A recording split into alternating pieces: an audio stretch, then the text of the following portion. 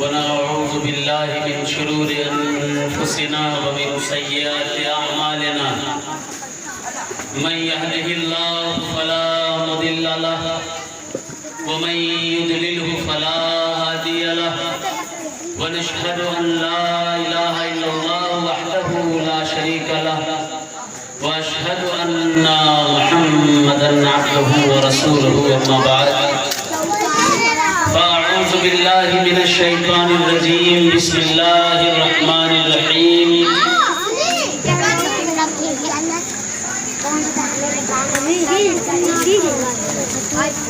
وقال الله تبارك وتعالى في القرآن المجيد ما عليه أجر إلا المودة في القربى صدق الله العظيم وقال رسول صلى الله عليه وسلم القرآن يشفع إلى آخره وصدق رسوله النبي النبي المعين الكريم ونحن على ذلك من الشاهدين والشاكرين إن الله وملائكته يصلون على النبي يا أيها الذين آمنوا صلوا عليه وسلموا تسليما اللهم صل على صلاة وسلام عليك يا رسول الله صلی اللہ تعالی علیہ وآلہ وسلم۔ حضرات، قرآن مقدس کی ایک آیت کی تلاوت کی ہے۔ رب تعالیٰ نے ارشاد فرمایا اِنَّا أَعْطَيْنَاكَ الْكَوْثَرَ۔ اس کے تعلق سے آپ حضرات مجھ سے سن چکے ہیں، پھر ایک حدیث پاک میں نے بیان کی۔ اللہ کے نبی صلی اللہ علیہ وسلم نے ارشاد فرمایا الصیام والقرآن یشفعان للعبد یوم القیامت۔ اس کے آگے کی روایات بھی انشاءاللہ بیان کروں گا، اس حدیث کا جو دوسرے ٹکڑے ہیں بیان کروں گا، لیکن آئیے اللہ کے نبی کی زبانی وہ اہل بیت جن کی محبت کا حکم قرآن میں آیا، جن کی محبت قرآن میں فرض قرار دی گئی، ان کا اور قرآن کا کیا رشتہ ہے، چند باتیں اس کے تعلق سے سماعت کر لیں۔ اسٹیج پر حضرت علامہ و مولانا مفتی سید نثار حسین صاحب قبلہ تشریف فرما ہیں، ان کا خطاب سماعت کیجئے گا۔ شعرائے امام پاک کی تشریف فرما ہیں، ان کا بھی کلام سماعت کیجئے گا۔ چند باتیں میں عرض کر کے انشاءاللہ رخصت ہو جاؤں گا۔ میں علیل تھا لیکن وعدہ کیا تھا، اس لیے حاضر ہونا ضروری تھا، میں حاضر آیا۔ اللہ کے نبی صلی اللہ علیہ وسلم ارشاد فرماتے ہیں العلی مع القرآن والقرآن مع العلی۔ علی قرآن علی کے ساتھ ہے۔ ایک جگہ آقا ارشاد فرماتے ہیں کہ اہل بیت اور قرآن دونوں ساتھ ساتھ رہیں گے، جب تک اہل بیت رہیں گے تب تک قرآن رہے گا۔ رسول اللہ کے بھائی مولا علی کا زمانہ ہے، قرآن ساتھ میں۔ حضرت امام حسین کا زمانہ، قرآن ساتھ میں۔ امام حسن کا زمانہ، قرآن ساتھ میں۔ امام باقر قرآن ساتھ میں۔ امام جعفر قرآن ساتھ میں۔ حضرت امام موسیٰ ساتھ میں قرآن۔ امام نقی ساتھ میں قرآن۔ امام تقی ساتھ میں قرآن۔ حضرت عبدالقادر جیلانی غوث اعظم ساتھ میں قرآن۔ سرکار قطب المدار تابعی العصر ساتھ میں قرآن۔ حضرت غریب نواز ساتھ میں قرآن۔ وارث و صابر ساتھ میں قرآن۔ یہ قرآن اور اہل بیت دونوں ساتھ ساتھ قیامت تک چلتے رہیں گے، اور جب روز قیامت کا وقت آئے گا تو اللہ کے نبی نے فرمایا کہ جب نفسی نفسی کا عالم ہوگا تو وَحَتَّى يُلْقَى إِلَى الْحَوْضِ، جب قیامت کا دن ہوگا کہ یہ دونوں چلتے چلتے مجھ سے ملاقات کرنے کے لیے آئیں گے۔ حدیث سنیے، مسلم شریف دوسری جلد صفحہ نمبر 179۔ قام رسول اللہ صلی اللہ علیہ وسلم لمائن یدعا خمن، سرکار پانی کے ایک مقام پر کھڑے ہوئے جس مقام کو مقام خون کہا جاتا تھا۔ فحمد اللہ وثنى علیہ ووعظ وذکر، اللہ نے ان کو سنا کی بات و نصیحت فرمائی.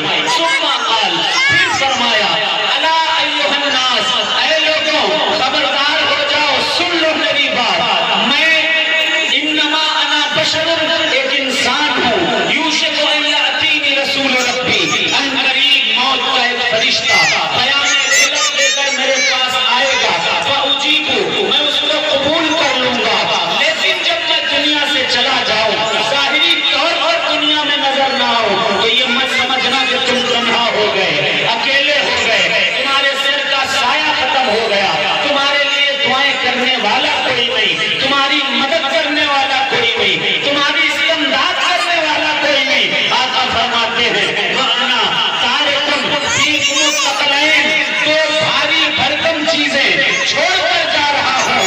فَأَوَّلُهُمَا کتاب اللہ، پہلی چیز خدا کا کتاب قرآن ہے، اور دوسرا میرا خاندان ہے. اب سوال یہ اٹھتا ہے، جہاں جہاں خاندان کا ذکر ہوا ہے وہاں وہاں قرآن کا تذکرہ بھی آ رہا ہے. یہ قرآن اہل بیت سے جدا نہیں نظر آ رہا، جہاں جہاں اہل بیت دیکھو گے وہاں وہاں قرآن ملے گا، اور قرآن میں دیکھو گے تو اہل بیت ملیں گے. قرآن میں دیکھو اہل بیت ملیں گے، اہل بیت کے ساتھ قرآن ملے گا. اے خدا، آخر قرآن اور اہل بیت کو اتنا قریبی ارشاد فرمائے گا اللہ اپنی زبان سے کہ یہ دونوں قرآن اور اہل بیت قیامت تک امت کے ساتھ ساتھ رہنے والے ہیں. اہل بیت کیوں ہے؟ اللہ کے نبی فرمائیں گے کہ یہ اہل بیت اس لیے ہے کہ آسمان کی جتنی مخلوقات ہیں وہ اس لیے محفوظ ہیں کیونکہ ان کے پاس ستارے ہیں، اور زمین کی مخلوقات اس لیے محفوظ ہے کیونکہ ان کے پاس اہل بیت موجود ہیں. پہلے آئیے قرآن کو سمجھتے ہیں. قرآن کیا ہے؟ قرآن نے خود کہا لا ریب فیہ، اس میں کسی طرح کا کوئی شک نہیں ہے. اے قرآن بتا تو کیا ہے؟ جس وقت رسول کریم صلی اللہ علیہ وسلم پر یہ کہا جانے لگا سرکار سے کہ آپ کی نسل ختم ہو گئی، آپ معاذ اللہ ابتر ہو گئے، آپ کی کوئی اولاد نہیں، تبھی اللہ نے قرآن کی آیت کو بھیجا اور آپ کی نسل ختم نہیں ہوئی ہے بلکہ آپ کو اللہ نے علی عطا فرمایا ہے. علی کی نسل سے ایک ایسی نسل چلے گی کہ جو قیامت تک جاری اور ساری رہے گی. قرآن سے پوچھو ہر چیز بتائے گا. اے قرآن یہ بتا تو کیا ہے، تو کیا ہے اے قرآن؟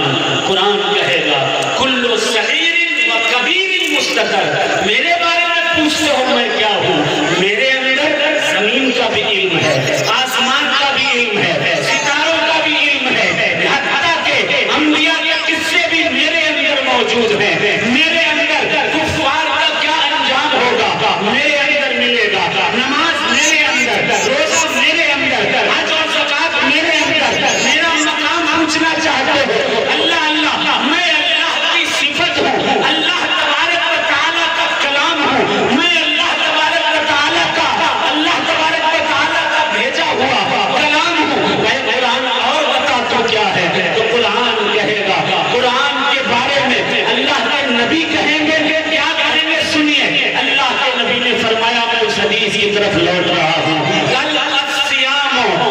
الصیام والقرآن یشفعان للعبد یوم القیامت، قیامت کے دن دو چیزیں بندے کی شفاعت کریں گی.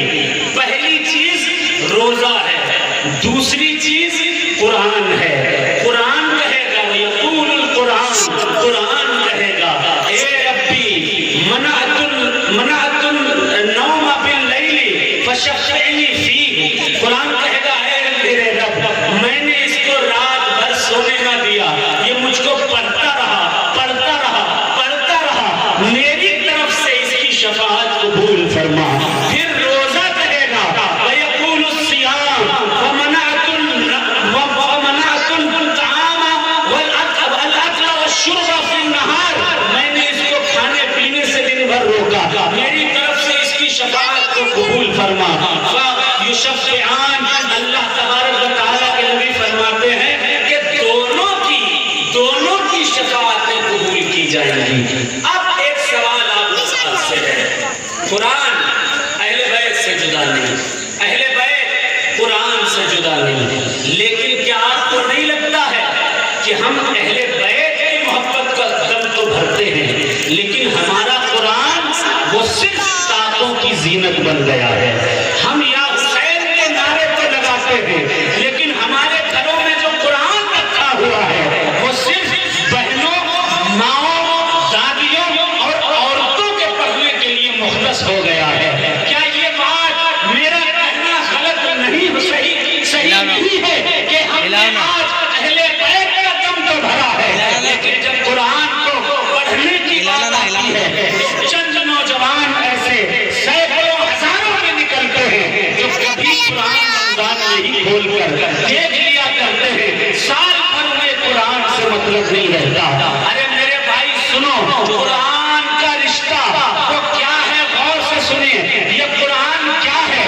یہ قرآن جب انسان دنیا سے مرتا ہے، دنیا سے رخصت ہوتا ہے، چار کاندھوں پر انسان کو لاد کر کے اس کے خود کے رشتہ دار، اس کے اعزاء، اس کے اقارب ایک جنگل میں لے جاتے ہیں، جنگل میں ایک گڈھا کھودا جاتا ہے، اس گڈھے میں اس انسان کو دفن کر کے نہ کوئی رشتہ دار وہاں رکتا ہے، نہ بھائی رکتا ہے، نہ ماں رکتی ہے، نہ دادا، نہ دادی، ان دنیا میں رہنے والے دوست جو ساتھ ساتھ رہتے ہیں، لیکن قبر میں کوئی ساتھ میں نہیں جاتا، نہ ہی وہاں پر رکتا ہے۔ حالتیں تو یہاں تک ہو جاتی ہیں کہ جب دفن کر کے اپنوں کو لوگ واپس آ جاتے ہیں تو سالوں میں کبھی شب برات میں جا کر وہاں پر جایا جاتا ہے اور اس پر فاتحہ خوانی کی جاتی ہے۔ میرے بھائی غور کرنے کا مقام ہے، اس جگہ پر قبر کے اندر کیا چیز انسان کی خوراک ہوتی ہے، کیا چیز انسان کا رزق ہوتا ہے؟ چلو ایک واقعہ بیان کر دیتا ہوں۔ ایک شخص تھا جس پر بڑے گناہ ہو رہے تھے، اس نے بڑے گناہ کیے، اس کا نکاح ہوا، نکاح کے بعد اس کی عورت کے حمل ٹھہر گیا، کچھ ہی دنوں کے بعد، 2-4 دن کے بعد نکاح کے اس کا انتقال ہو گیا۔ جب وہ مر گیا، انتقال ہو گیا، لوگ دفن کرنے گئے، اس کی قبر پر عذاب آنے لگا، عذاب میں مبتلا رہا وہ۔ سال بھر کے بعد اس کے گھر میں ایک بچے کی ولادت ہوئی، بچے کی ولادت ہوئی، وہ 1 سال کا ہوا، 2 سال کا ہوا، 4 سال 4 مہینے 4 دن کا جب وہ بچہ ہوا، وہ ماں نے اس کی انگلی کو پکڑا، انگلی پکڑ کر ماں لے کر گئی استاد کے پاس۔ میں پھر کہتا ہوں، اگر اہل بیت کا دم بھرتے ہیں اور قرآن آپ کے ہاتھ میں نہیں ہے، قرآن آپ کی زبان پر نہیں ہے، تو اہل بیت کا دم مت بھریے گا، کیونکہ نہ اہل بیت قرآن سے جدا ہے، نہ قرآن اہل بیت سے جدا ہے۔ واقعہ آگے بیان کر رہا ہوں میں، وہ عورت اس 4 سال 4 مہینے 4 دن کے بچے کو لے کر استاد کے پاس پہنچی۔ استاد کے پاس پہنچ کر عورت نے کہا، اس کو پڑھاؤ بسم اللہ الرحمن الرحیم، اس کی بسم اللہ کراؤ، اس کا مقصد کا دن ہے۔ استاد نے ادھر اس کے باپ پر عذاب ہو رہا تھا، آگ کا عذاب، جانوروں کا، بچھوؤں کا عذاب، سانپ کا عذاب، قبر میں پریشان حال باپ ہے، ادھر وہ بچہ استاد کے پاس پہنچا، استاد نے انگلی پکڑی، بسم اللہ کی بیٹ پر انگلی رکھی اور کہا اقرا بسم اللہ، بسم اللہ کو پڑھو۔ بچے کے بسم اللہ کے بیٹ کہنے سے پہلے ہی اللہ نے اس کے باپ کی قبر سے عذاب اٹھا لیا۔ بسم اللہ کی بیٹ کو کہنے سے پہلے ہی، قرآن ابھی پڑھا نہیں اس نے، ابھی قرآن شریف کی شروعات نہیں کی، بسم اللہ ہی کہنے والا تھا، باپ کی قبر سے عذاب کو اٹھا لیا گیا۔ میرے عزیز بھائیوں، وہاں پر کس چیز کی ضرورت ہوتی ہے قبر کے اندر؟ وہاں ضرورت وہ پیسے کی نہیں ہوتی، دولت کی نہیں ہوتی، زمین اور جائیداد کی نہیں ہوتی۔ 2 گز زمین کے اندر اگر کسی چیز کی انسان کو ضرورت ہوتی ہے تو وہ چیز قرآن ہے، وہ چیز قرآن ہے۔ میرے عزیز بھائیوں، جب لوگوں کو وصال ہو جاتا ہے تو لوگ کیا کرتے ہیں؟ لوگ ادھر ادھر فون کر کے کہتے ہیں کہ بھائی ہمارے سے لے لو، 50 وہاں سے لے لو، 1 وہاں سے لے لو، 2 وہاں سے لے لو، اور اس کے بعد پھر وہ بخش دی جاتی ہیں، نیت کر کے بخش دی جاتی ہیں۔ لیکن اتفاق کی بات ہے کہ اکثر ایسے نوجوان ہوتے ہیں کہ جو خود قرآن مقدس کی ایک آیت بھی پڑھے ہوئے نہیں ہوتے، وہ پڑھتے ہی نہیں ہیں۔ اگر مدرسے میں انہوں نے پڑھا ہوا ہوتا بھی ہے تو 4 دن 5 دن 10 دن 15 دن کے بعد پڑھنا چھوڑ دیتے ہیں، یہاں تک کہ جوان ہو جاتے ہیں، قرآن اٹھا کر نہیں دیکھتے ہیں، تو حالات کیسے ہو جاتے ہیں؟ قرآن کو بالکل بھول جاتے ہیں۔ جب بالکل قرآن کو بھول گئے، اللہ نہ کرے قبر کے اندر جب انسان پہنچے، ہم میں آپ میں سے لوگ پہنچے اور ہمارا اعمال جب تولا جائے، غور سے سنیے گا، اگر ہمارا اعمال تولا جائے اور اس میں قرآن مقدس کی شکلین میں سے ایک جو بھاری بھرکم چیز ہے، قرآن کی تعلیم نہ ہوئی، قرآن پڑھا ہوا نہ ہوا، تو بتائیے کیا قبر میں ہم پر عذاب نہ ہوگا؟ کیا ہمارے لیے جہنم کی کھڑکی نہیں کھول دی جائے گی؟ کیا ہمارے پاس بھی سانپ اور بچھوؤں کا عذاب ہمارے سروں پر نہیں ڈالا جائے گا؟ اگر ہم اہل بیت کی محبت کا دم کرتے ہیں تو ساتھ ہی ساتھ قرآن کو بھی کھول کر پڑھ لیا کریں۔ میں نہیں کہتا روز 1 پارہ پڑھیے آپ، میں نہیں کہتا کہ روز 6 پارے پڑھ جائیے آپ، نہیں، صبح اٹھیے، اٹھنے کے بعد نہا دھو کر اگر 1-2 صفحہ بھی پڑھ لیں گے، اس کے بعد شام کو 1-2 صفحہ پڑھ لیجئے، اس کے بعد رات کو 1-2 صفحہ پڑھ لیجئے، کبھی وقت ملے تو تھوڑا تھوڑا کر کے پڑھ لیجئے۔ 12 گھنٹے تک موبائل چلانے کی قوت رکھنے والے لوگ صرف 10-15 منٹ اگر اللہ کے کلام کو پڑھ لیں گے، میرا ایمان ہے کہ دنیا کو بھی سرخرو اللہ کر دے گا اور قبر کو بھی اللہ روشن کر دے گا۔ 12 گھنٹے چلاتے ہیں، 10 سے 15 منٹ، صرف اور صرف 10 سے 15 منٹ 1 پارہ اٹھائیے، پڑھیے، اللہ اکبر، ایک حرف پر 10 رحمتیں، ایک حرف پر 10 رحمتیں، 10 گناہوں کی معافی۔ اور کیا چاہیے ہے میرے عزیز بھائیوں؟ قرآن کا فیضان، قرآن مقدس کا فیضان کتنا ہے؟ روایت سن لیجئے، ایک صحابی تھے، قرآن کی بڑی تلاوت کرتے تھے۔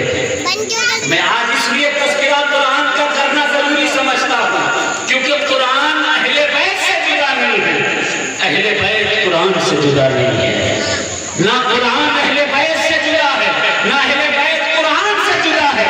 دیکھیے ایک صحابی ہیں، آقا کے پاس پہنچے، کہا یا رسول اللہ، جب بھی میں تلاوت کرتا ہوں میرا گھوڑا بگڑنے لگتا ہے، اتنا بگڑتا ہے میں پریشان ہو جاتا ہوں، آخر وجہ کیا ہے یا رسول اللہ؟ اللہ کے نبی نے فرمایا جب تم قرآن کی تلاوت کرتے ہو تو آسمان سے فرشتوں کا اس قدر نزول ہوتا ہے کہ تمہارا آنگن فرشتوں سے پر ہو جایا کرتا ہے، بھر جاتا ہے فرشتوں سے۔ آج تمہارے گھوڑے کو اب پیر رکھنے کی بھی جگہ نہیں ملتی ہے، اتنے فرشتے آسمان سے نازل ہوتے ہیں۔ اے میرے عزیز مسلمان بھائیوں، اگر تم اہل بیت کی محبت کا دعویٰ کرتے ہو اور قرآن کی زینت بنانا مت کرنا اہل بیت کی محبت کا، کیونکہ جب امام حسین کے سر کو نیزے پر بلند کیا گیا، نیزے کے سر بلند تھا، اللہ اللہ، اور وہ سر بلند ہو کے کوئی کتاب نہیں پڑھ رہا تھا بلکہ اللہ کی کتاب قرآن کی تلاوت کر رہا تھا۔ اگر سچے حسینی ہو تو خدا کے لیے اس کلام کو پڑھو، جس کلام کو سن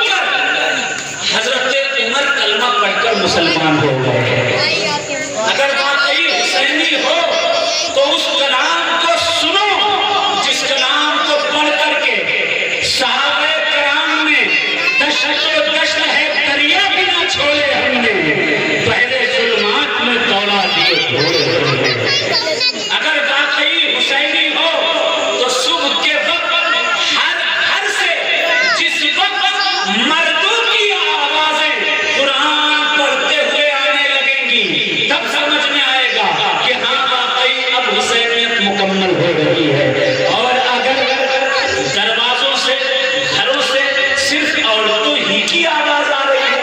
میں نے کہا بھائی کتنے لوگوں نے قرآن پاک کا ہدیہ کیا؟ آپ کے فلاں صاحب مثال ہو گئے.